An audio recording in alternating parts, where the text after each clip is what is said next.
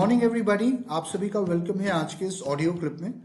और आज मैं आपसे बात करूंगा एक महत्वपूर्ण विषय के बारे में, एक ऐसी चीज जो अक्सर हम सब लोगों को फेस करने को मिलती है जब हम काम कर रहे होते हैं, जब हम लोगों से अपॉर्चुनिटी के बारे में बात कर रहे होते हैं, अपना बिजनेस प्लान शेयर कर रहे होते हैं। तो इस चीज को हम लोग बोलते हैं ऑब्जेक्शन हैंडलिंग। हालांकि एक चीज मैं आपको बताना चाहूंगा कि जब आपको ऑब्जेक्शंस आती हैं तो कई बार लोग इससे नेगेटिवली लेते हैं और ऑब्जेक्शन से भागने की कोशिश करते हैं। हालांकि हमेशा याद रखिए कि ऑब्जेक्शंस आर ऑलवेज गुड, क्योंकि कोई व्यक्ति अगर आपको ऑब्जेक्शंस दे रहा है इसका मतलब ये एक इंटरेस्ट का साइन है कि वो और जानना चाहता है, वो आपसे और जानने में उत्सुक है, राइट। क्योंकि अगर कोई व्यक्ति ऑब्जेक्शन नहीं दे रहा तो इसका मतलब उसका इंटरेस्ट नहीं है आपसे बात करने में।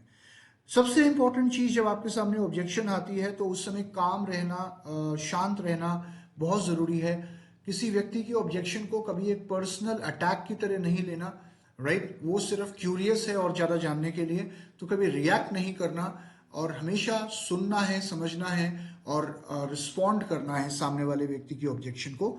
ना यहाँ पे अगर हम बात करें तो जो प्रोसेस है ऑब्जेक्शन को हैंडल करने का, सबसे पहला पॉइंट होता है लिसन, कि आप सामने वाले व्यक्ति को ध्यान से सुनिए।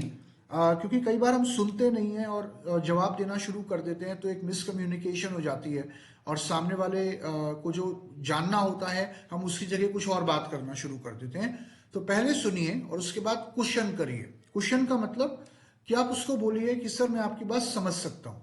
जब आप ये कहते हैं कि मैं आपकी बात समझ सकता हूं तो सामने वाले को आप ये इनडायरेक्टली बताते हैं कि मैंने आपकी बात सुनी है और मैं आपकी बात की रिस्पेक्ट करता हूं। तो उसको बोलिए मैं आपकी बात समझ सकता हूं, और अगर आपकी जगह मैं होता तो शायद मैं भी ऐसा ही सोचता। और उसके बाद पैराफ्रेज करिए। पैराफ्रेज मतलब सामने वाले व्यक्ति की बात को अपने शब्दों में दोहरा देना। फॉर एग्जाम्पल उसको ये कहना कि सर क्या आपके कहने का मतलब ये है कि वेस्टीज किसी और कंपनी से किस प्रकार अलग है, क्या आप ये जानना चाहते हैं? अगर मैं आपको सही समझ पाया हूं तो क्या आप ये कह रहे हैं कि सारी कंपनीज एक जैसी होती हैं?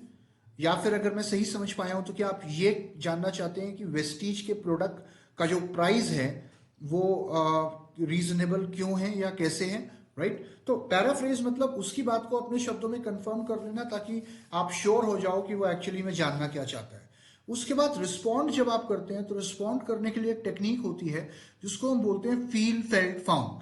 फील फेल्ट फाउंड का मतलब कि I can feel, I know how you feel, मैं समझ सकता हूं आप कैसा महसूस कर रहे हैं। I felt the same way, मैंने भी शुरू में ऐसा ही महसूस किया था। But what I found was, कि मैंने जो पाया उसके बाद वो बिल्कुल अलग था। कहने का मतलब कि मैं समझ सकता हूं आप कैसा महसूस कर रहे हैं, मुझे भी शुरू में ऐसा ही लगता था, लेकिन बाद में जब मैंने चीजों को समझा, देखा, तो मुझे चीजें कुछ इस प्रकार की नजर आई। तो वहां पे जो भी आप अपना पक्ष रख रहे हैं, कोशिश करिए वहां पे आप एविडेंस यानी कि कोई सबूत जरूर पेश करें, आंकड़ों के तौर पर या टूल्स के तौर पर या कुछ सक्सेस स्टोरीज के तौर पर।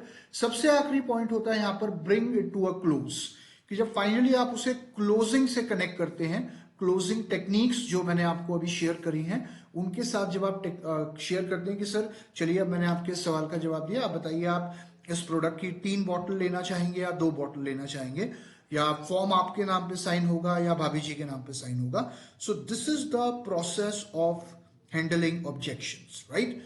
कोशिश करिए, काम करते रहिए। आपका मकसद किसी को कन्विंस करना नहीं है, आपका मकसद लोगों को एजुकेट करना है। डिसीजन लेना वो उनके हाथ में है। आप अपना काम करिए, चीजें अपने आप बेटर होती जाएंगी। सिस्टम को फॉलो करते रहिए, आपको कामयाब होने से कोई नहीं रोक सकता। इसी के साथ थैंक यू वेरी मच।